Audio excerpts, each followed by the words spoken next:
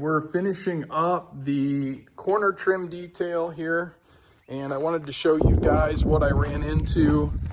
It didn't end up as perfect as I thought it would, so I slept on it last night and had to really think about how I wanted to do these corners, because starting out is easy. It's when you get to the end, making things work out and making things look nice. So let me show you what I've come up with, and I'm hoping this works. We're going to put the corner trim pieces on today. Had a little bit of a oopsie yesterday. We wasn't paying attention and I cut a panel the wrong angle for the front, so we're kind of stopped because it's one of the longer pieces and I don't have another piece to fill in for it. So we're going to have to order another piece, which is probably going to put us back a week or two. But I'm going to get the back end here finished up. 3 of the 4 corners I can finish up today. And then really all I have to do is half dozen panels on the front and we should be all buttoned up on the outside. So let me show you this detail on the side here, and hopefully we can get some side corner pieces to work here.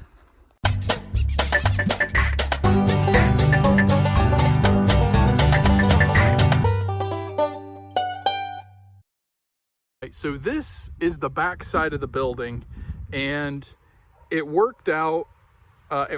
It works pretty good to start with a full piece. You can stick it down into the C channel, and these pieces cover a foot. So when you get to the other end, as long as you're building, you don't have some kind of odd size to your wall, it should work out pretty good that you end up on a rib at the other end as well, which is nice.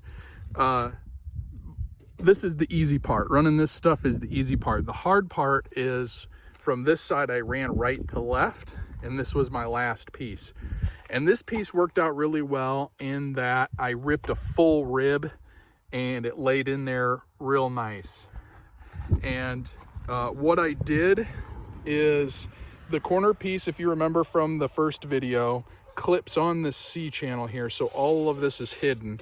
So what I did is I put a pop rivet, just a couple of pop rivets to hold the end piece on.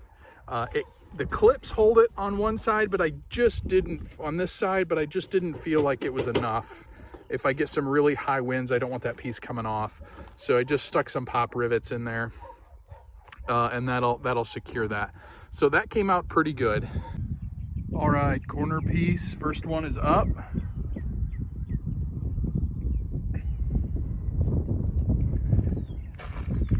Very happy with the way this looks. Took a little bit of work to get it in there. Let me show you how we're doing this. All right, these corner trim pieces come in 10-foot lengths, which is a little bit longer than what I need. I only need like a little over 7 feet, 7.5. So what I've done is I cut a foot off of the end of it and I make a template, because each corner is just slightly different. And then I fit that up there, get my cut, put it on the end, trace it, and then measure down and cut the other end flush. Seemed to work out pretty good with the first one. Let's do it on this one. I've already marked out my end piece here, the angles, so we're gonna go ahead and cut it.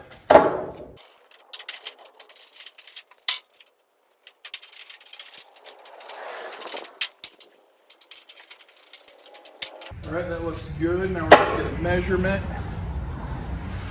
and cut it to length.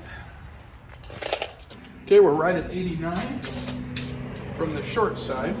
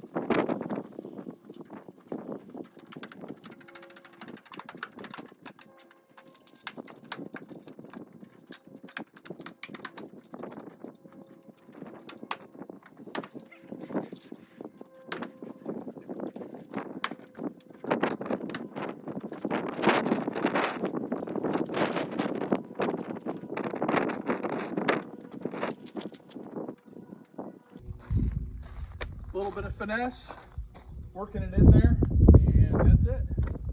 We got one more corner to do.